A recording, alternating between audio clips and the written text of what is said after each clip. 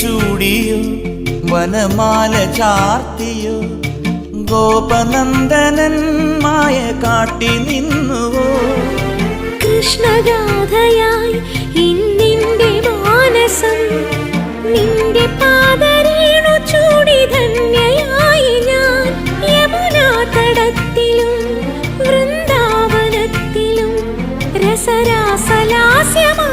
വന്ന രാധയല്ലേ ഞാൻ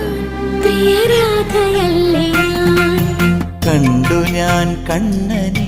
കായാമ്പൂവർണ്ണനെ ഗുരുവായൂരമ്പല നടയിൽ